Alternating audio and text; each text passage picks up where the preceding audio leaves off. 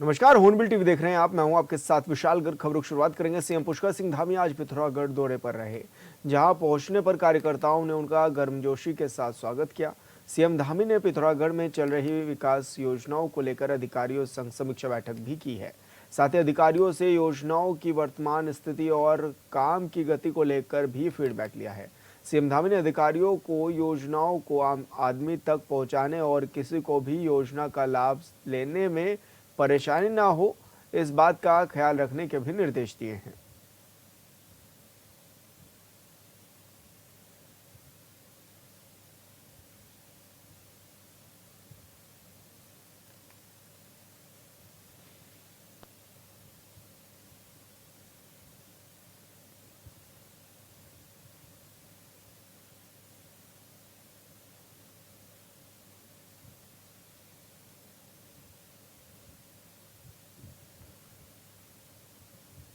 देहरादून पहुंचे केंद्रीय इलेक्ट्रॉनिक और सूचना प्रौद्योगिकी वाणिज्य एवं उद्योग राज्य मंत्री जितिन प्रसाद ने शासकीय आवास पर राज्य के मुखिया पुष्कर सिंह धामी से मुलाकात की।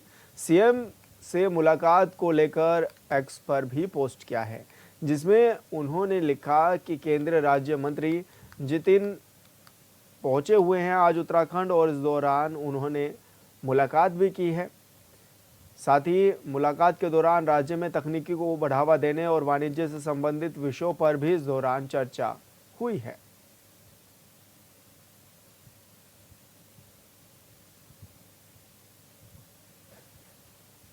तो आपको बता दें कि वाणिज्य से संबंधित विषयों पर भी इस दौरान मुलाकात हुई है। वाणिज्य राज्य मंत्री पहुंचे हुए हैं उत्तराखंड में और मुख्यमंत्री पुष्कर सिंह धामी से इस दौरान उन्होंने मुलाकात भी की है। इस दौरान कई विषयों पर बातचीत भी हुई है। शासकीय आवास पर दोनों दिग्गजों की मुलाकात हुई है।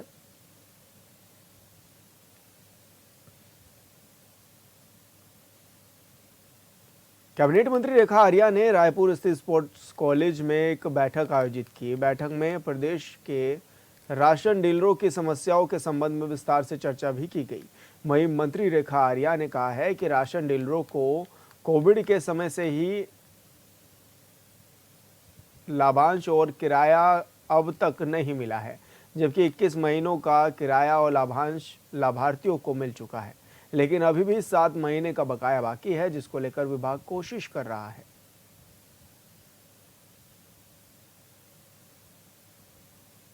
देखिए, आज हमारे प्रदेश के जो राशन डीलर हैं, उनके जो संगठन हैं, उनके संगठन के पदाधिकारियों के साथ में उनके प्रदेश अध्यक्ष और संबंधित जिले के पदाधिकारी सभी जो 13 जनपदों से आए थे, आज उनके साथ में मिलते हुए उनकी जो समस्याएँ थी उन पे वार्ता की गई है और उन समस्याओं में उनके कुछ व्यावहारिक चीज़ें थी जिनको कि वाक़ई जिन पे विचार किया जाना भी और समाधान किया जाना भी नितांत आवश्यक था। तो आज उन सबको आमंत्रित किया हुआ था जिसमें उन लोगों का एक विषय था कि हमारे को विगत जो कोविड पीरियड का जो हमारा भुगतान है, वो आज तक उनको लाभांश हो या भाड़ा हो, वो प्राप्त नहीं हो पाया है।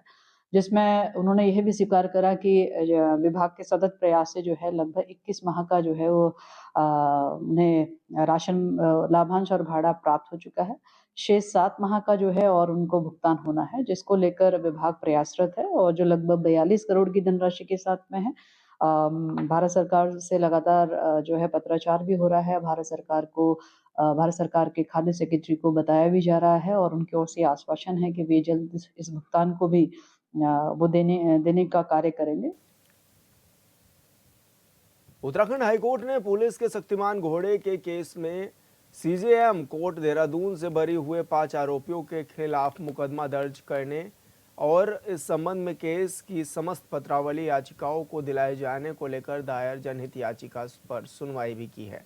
मामले को सुनने के बाद कोर्ट की एकल पीठ ने मुख्य न्यायिक मजिस्ट्रेट न्यायालय देहरादून को आदेश किया है कि शक्तिमान घोड़े से संबंधित केस फाइल को हाईकोर्ट में प्रस्तुत किया जाए।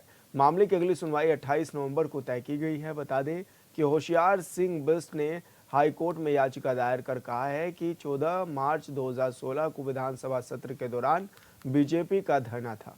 पुलिस ने इन लोगों को रिस्पना नदी पर ही रोक लिया था। इस समय यहां पर घुड़सवार पुलिस भी मौजूद थी। झड़प के दौरान पुलिस का शक्तिमान घोड़े की टांग टूट गई थी।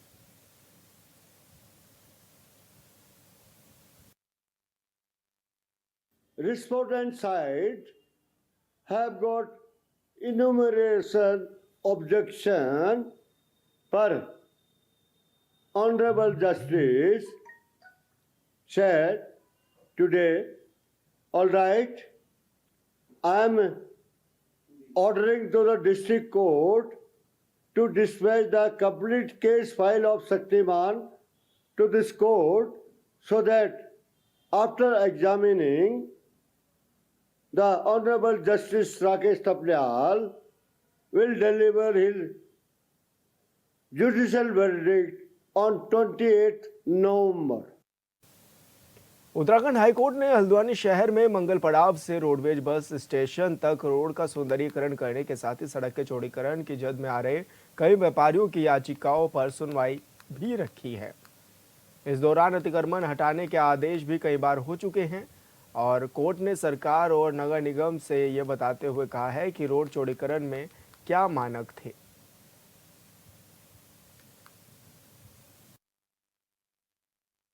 याचिका काफ़ी समय से माननीय न्यायालय के समक्ष लंबित है, जो कि हल्द्वानी के सड़क चौड़ीकरण से संबंधित है, जिसकी जद में कई लोग ऐसे जिनके पास में भूमिधरी श्रेणी 1 की है, कई लोग के पास फ्री होल्ड है और कुछ नगर निगम के जो किराएदार हैं उनकी वहाँ पर दुकानें हैं।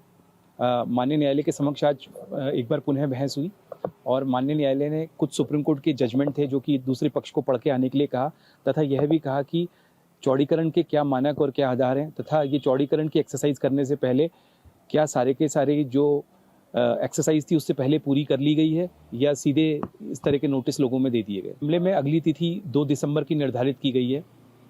उस दिन इस मामले में आगे और बहस होगा। जो स्टे है उसको इंटरिम ऑर्डर को एक्सटेंड कर दिया गया। वो दिल्ली की रोडवेज बस सेवा प्रभावित होने के बाद उत्तराखंड परिवहन निगम ने सभी डिपो को अलर्ट जारी कर दिया है। उत्तराखंड परिवहन निगम के एमडी डॉक्टर आनंद श्रीवास्तव ने बताया है कि नए नियमों के तहत दिल्ली में BS3 और BS4 की बसें नहीं चल पा रही हैं। इसको देखते हुए उत्तराखंड परिवहन निगम लगातार दिल्ली में बसों की संख्या को बढ़ाने की कोशिश कर रहा है। उन्होंने बताया है कि दिल्ली जाने वाले यात्रियों की सुविधा को देखते हुए परिवहन निगम यूपी के मोहन नगर और कौशाम्बी तक बसें संचालित करने पर विचार कर रहा है। इसके अलावा शासन को 100 नई BS6 मॉडल की बसें खरीदने का प्रस्ताव भी भेजा जा चुका है। कैब की गाइडलाइंस थी, उनके तहत हम जो पुरानी हमारी BS3 और BS4 की बसेस थी वो नहीं चल पा रही हैं।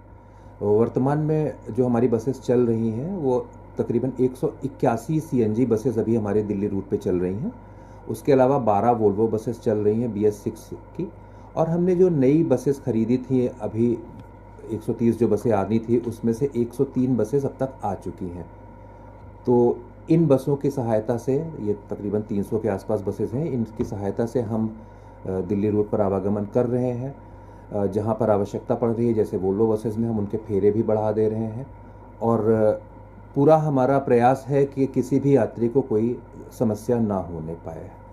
डिपोज को सबको हमने अलर्ट मोड पर रखा है। इसके अलावा जैसे जो बसें दिल्ली तक नहीं टच कर पा रही हैं तो उसमें हम ये भी बात कर रहे हैं यूपी से कि मोहन नगर और कौशाम्बी तक हम कुछ बसें उसमें से चला दें तो उससे भी हमारी काफ़ी समस्या हल हो जाएगी।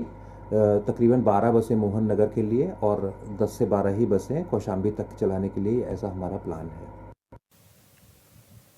भूधसाव आपदा का दंश झेल रहे ज्योतिर्मठ नगर में येलो और ग्रीन कैटेगरी के आवासीय भवनों को अस्थायी मरम्मत की अनुमति मिली है। डीएम संदीप तिवारी ने इस संबंध में आदेश भी जारी कर दिए हैं, जिसमें कहा गया है कि आवासीय भवनों में सिर्फ मरम्मत का कार्य होगा, किसी तरह का नया निर्माण कार्य नहीं किया जाएगा। भवन स्वामी को इस संबंध में शपथ पत्र भी देना होगा। बता दें कि ज्योतिर्मठ में भूधसाव के बाद से ही सभी तरह के निर्माण पर प्रतिबंध लगा हुआ है, जिससे लोग मकानों की मरम्मत भी नहीं करा पा रहे थे। डीएम ने बीते 25 सितंबर को ज्योतिर्मठ में स्थानीय लोगों की समस्याओं को सुना, जिसमें लोगों ने भवनों की मरम्मत पर प्रतिबंध के चलते आ रही समस्याओं के बारे में अवगत भी कराया था।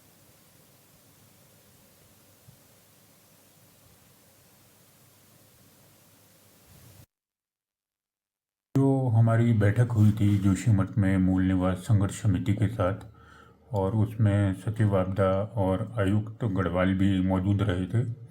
तो वहाँ सबकी सहमति से ये निर्णय हुआ था कि शीतलहर को देखते हुए वहाँ पे जो येलो और ग्रीन कैटेगरी के आवास हैं जिनको CBRI ने चिन्हित किया था, जिसमें कि 482 येलो कैटेगरी के हैं और करीब 280 ग्रीन कैटेगरी के हैं, जिनमें आंशिक दरारें हैं, खिड़कियाँ टूटी हैं।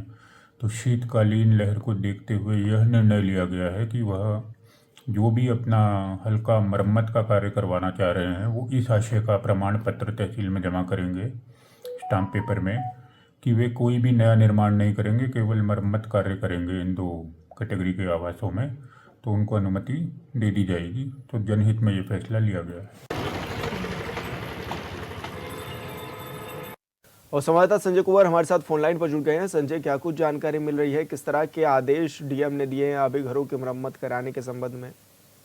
विशाल जी, देखिए 2023 में भूदसाव के चलते नगर क्षेत्र जोशीमठ जो उसके जो 9 वार्डों में जगह जगह भूदसाव के चलते जो नुकसान हुआ था, तो वर्तमान में शीत ऋतु जो है शीत शुरुआत हो चुकी है और बर्फबारी कभी भी बर्फबारी हो सकती है। तो लिहाजा जन वाहनों को देखते हुए जो जिलाधिकारी द्वारा एक प्रमाण पत्र निर्गत कर दिया गया और आदेश जारी कर दिए गए हैं कि जिन भी जो ग्रीन जोन और येलो जोन के जो प्रभावित ग्रामीण थे उनके जो एप्लीकेशन तहसील स्तर पे जमा है, और या जिन लोगों ने अभी भवन के जो मरम्मत, खिड़की दरवाजों की मरम्मत सहित कुछ अन्य जो भवन संबंधी जो निर्माण कार्य होते हैं, मरम्मत के कार्य होते हैं, उनको ठीक करने के लिए आवेदन किए थे। तो उनके लिए एक राहत भरी खबर अभी डीएम कार्यालय गोपेश्वर से आई हुई है कि वो फिलहाल अपने भवनों को जो है मरम्मत कर सकते हैं। लिहाजा उनके लिए एक शपथ पत्र जो है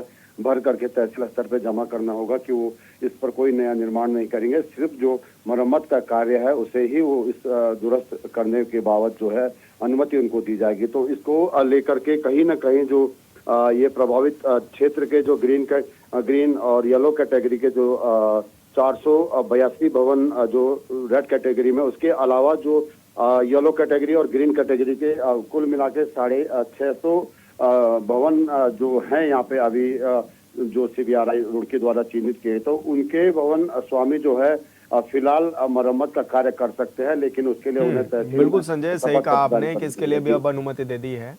बहुत शुक्रिया आपका तमाम जानकारी साझा करने के लिए। जसपुर में उप जिलाधिकारी जसपुर के निर्देशन में तहसील प्रशासन, स्वास्थ्य विभाग और पुलिस की संयुक्त टीम ने खेड़ा रोड स्थित एक निजी क्लिनिक पर छापेमारी की है, जिसमें क्लिनिक अपंजीकृत पाए जाने पर टीम ने क्लिनिक को सीज भी कर दिया है। उप जिलाधिकारी जसपुर गौरव चटवाल ने बताया है कि सूचना मिली थी कि एक जगह पर गैरकानूनी तरीके से गर्भपात किया जा रहा है, जिसके बाद तहसीलदार, स्वास्थ्य विभाग समेत पुलिस प्रशासन मौके पर पहुंचा और इस कार्रवाई को अंजाम भी दिया गया।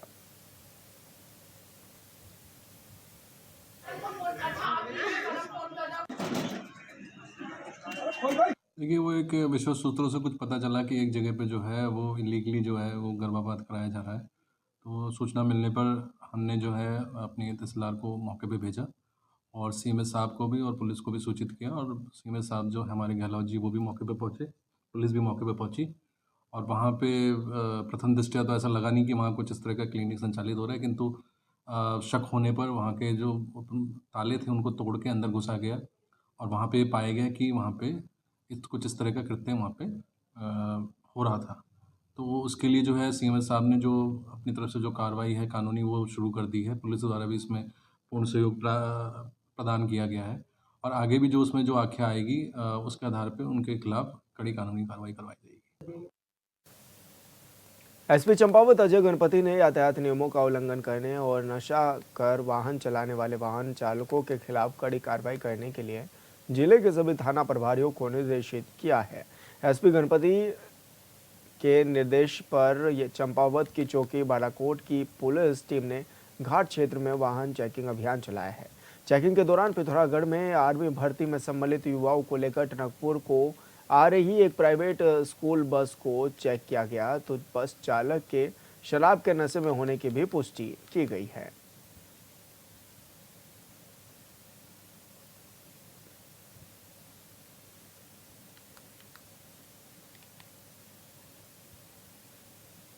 उत्तराखंड में बीजेपी की डबल इंजन वाली सरकार है, जो अक्सर कहती है कि प्रदेश में जब से बीजेपी की सरकार बनी तब से लेकर अब तक पहाड़ों में भी सड़कों का जाल बिछा दिया गया है। सरकार के दावों में कितनी सच्चाई है ये तो सरकार ही जाने, लेकिन हरिद्वार के भगवानपुर में उत्तर प्रदेश और उत्तराखंड को जोड़ने वाली सड़क का हाल बेहाल है। ये पूरी तरह से सच है। इस रिपोर्ट में देखिए।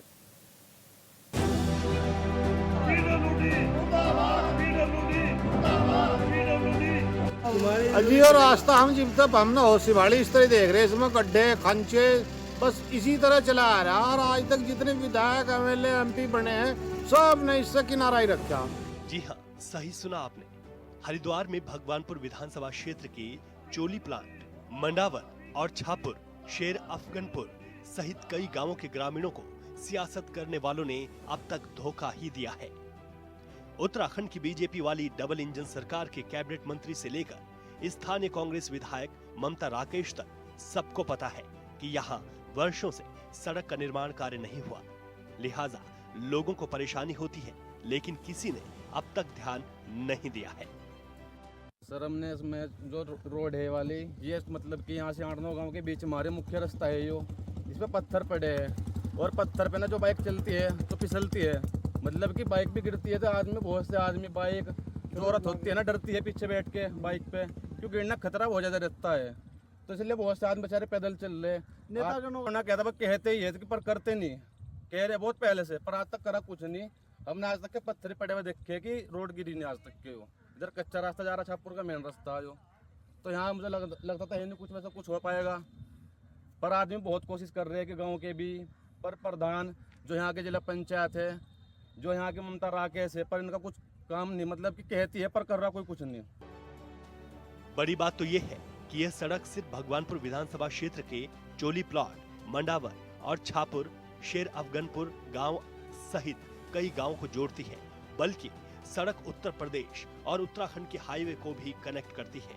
बावजूद ना तो उत्तराखंड सरकार के कैबिनेट मंत्री ध्यान दे रहे हैं, ना ही स्थानीय विधायक कुछ कर रही है। अजी और रास्ता हम जब तक हमने होशिवाड़ी इस तरह देख रहे हैं, इसमें गड्ढे खंचे बस इसी तरह चला आ रहा है। और आज तक जितने विधायक एमएलए एमपी बने हैं सब ने इससे किनारा ही रखा। और ये हाईवे से हाईवे को जोड़ता है रास्ता। अरे इस पर कोई विधायक उद्योग भी नहीं करवाता, कोई हमारी सरकार ऊपर रहता ही सुन लो कुछ। विधायक उद्योग का तो यहाँ कोई दिख नहीं रहा हम रोल, ना आज तक किसी एमपी का दिखा। तो कुछ चाहिए तो बजी इसका तो कारण ही सरकार ही बता सको, आए जिन पर आए खा रहे हैं बता सको। हम तो वोट दे सके, वोट दे सके अपनी पीड़ा वोट ही दे सके, हम तो वोट ही देते आ रहे जी। तो कितने गांव जोड़ते हैं ये गांव? इधर भी 5-6 गांव तो यही है सामने, शाहपुर, चांदपुर, और इधर है चोली, मंडावर, इधर हाईवे पर निकल जाए, पर ढाला चौर हाईवे पर निकल जाए, तो कच्चा ही है सारा। ग्रामीणों की बातों पर यकीन करें तो आजादी के बाद से आज तक यहाँ सड़क नहीं बनाई गई है। स्कूल के बच्चे, बुजुर्ग, नौजवान और महिलाएं हर रोज इस टूटी सड़क से होकर अपनी रोजमर्रा की जरूरतों के लिए गुजरते हैं। इन लोगों का कहना है कि वे स्थानीय नेताओं से लेकर अधिकारियों तक इस सड़क को बनवाने की गुहार लगा चुके हैं, लेकिन हालात नहीं बदले। मामला तो तो सब विधायक भी, सब जितने भी आ रहे अधिकारी, सबको हमने विधायक को बना के भेजा यहाँ से। और यह जो सड़क है मिट्टी की पड़ी, आज तक भी जो की तो पड़ी हुई है, इस पर कोई अधिकारी काम नहीं करने पा रहा। फोटो खींच ले जा और चले जाए यहाँ से, कोई आदमी किसी को काम नहीं करने पा रहा। लोग ज्यादा परेशान है इस सड़क की वजह से। तो कब से देखते आ रहे हैं आप जी? हम तो मेरा ख्याल तो जीप तो बचपना से भाड़ा जीप तो यही हाल है। वो थोड़ी सी पीछे हजी रिजवान ने बनवाई थी छापुर से, वहां तक आगे जूंगा तू छोड़ दिया था इन्होंने, कोई आदमी काम नहीं कर रहा इसको। वोट नहीं बिल्कुल बना के भेजी ममता राकेश को भी फुल काम दिया है, सारा एक का वोट दिया, फिर भी नहीं काम करती कुछ भी। तो जी देख लो तो आपके सामने बिल्कुल यहाँ मिट्टी का रास्ता, सब आदमी परेशान है इस तो। यहाँ के लोग दशकों से सड़क की आस लिए, नौजवान अब बूढ़े हो चुके हैं। कई लोग इस सड़क की उम्मीद लिए दुनिया छोड़ चले हैं। ग्रामीण कहते हैं कि धार्मिक आधार पर चुनाव के वक्त नेता ध्रुवीकरण करके चुनाव जीतते हैं और उसके बाद भूल जाते हैं। आरोप है कि मंत्री हो या विधायक, सांसद हो या अधिकारी, सभी ने अब तक सिर्फ आश्वासन ही दिया, किया कुछ भी नहीं। जैसे छापुर है, छापुर से अगली तरफ जो है एकदम यूपी की सीमा से जुड़ जाता है ये रास्ता, जो हमारे उत्तर प्रदेश को जोड़ता है। ये रास्ता हाईवे से जोड़ता है। अच्छा, कितने गाँव का रास्ता है? ये रास्ता तो मैं तो एक छापुर, मेरे से पिछला गांव जिस रास्ते से पीछे है वो छापुर पड़ता है, चांदपुर, और फिर ये पूरा यूपी जुड़ जाता है सर इससे। अच्छा, तो आज तक बना नहीं है? और एमपी को चुनते आ रहे, लेकिन कोई इस पर कोई असर नहीं पड़ रहा है। तो विधायक का क्या कहना है? विधायक का कहना तो हमने कई बार कह के थक चुके हैं, उसका कोई आश्वासन नहीं, बस खाली। अच्छा, और जिसमें छापुर मुस्लिम गांव है, मुस्लिम बहुमूल्य गांव है छापुर, और एक तरफा विधायक वोट डालता है। और ये छापुर वाले भी बता देंगे, मेरे साथ हैं, मेरे भाई हैं, मेरे परिवार के लोग हैं, मेरे एक पारिवारिक रिश्ता है छापुर से, क्योंकि मेरी एक सीमा का गाँव है, मेरे परिवार का गाँव है, मेरा बिल्कुल सरहद का गाँव सर। सारी पी गई। बजे सारे प्राउंड है, चैट रहे होटलों में बैठे, कोई कुछ नहीं देख रहा है। ये तो मरवा होटलों में मस्ती ले रहे हैं, कोई सड़क से मतलब, हिंदू मुसलमान का नाम पर जीत जाते हैं। कई गांव के ग्रामीणों की समस्याओं पर सियासत करने वाले सियासत ही कर रहे हैं। भाजपा से चुनाव लड़ चुके सुबोध राकेश से जब इस सड़क के लिए बात की तो उन्होंने विधायक पर काम न करने का आरोप लगाते हुए पल्ला झाड़ लिया।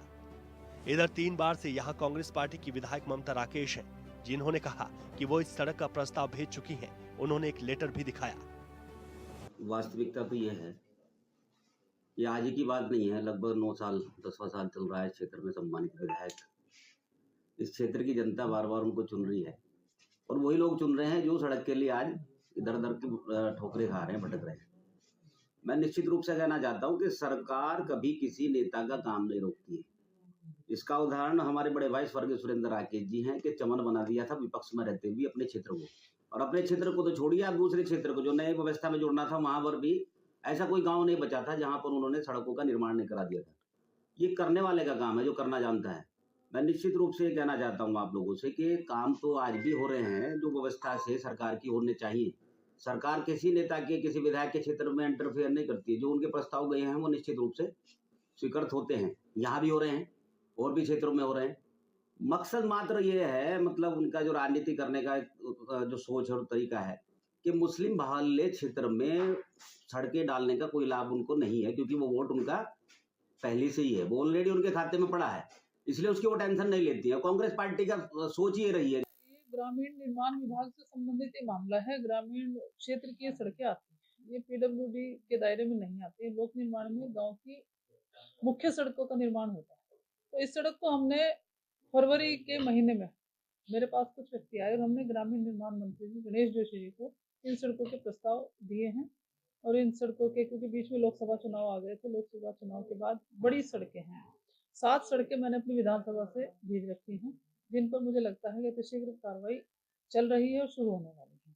जिनमें मुख्य रूप से मंडावर से चोली शाहबुद्दीनपुर होते हुए छापुर से कलालिटी की सीमा तक, यानी अपनी उत्तराखंड की सीमा तक इस सड़क का निर्माण कार्य किया जाना है। बड़ा सवाल ये है कि उत्तराखंड में कभी भाजपा तो कभी कांग्रेस सत्ता सुख भोग चुकी है, और इतना कुछ होने के बाद भी दोनों पार्टियों के नेता एक दूसरे पर आरोप लगाकर अपना पल्ला झाड़ रहे हैं। पिछले 3 बार से विधायक ममता राकेश हैं, तो उन्होंने आज तक इस सड़क पर ध्यान क्यों नहीं दिया, और जो प्रस्ताव विधायक जी दिखा रहे हैं वो इसी साल फरवरी में भेजा गया है। लिहाजा विधायक की कार्यशैली पर भी सवाल है।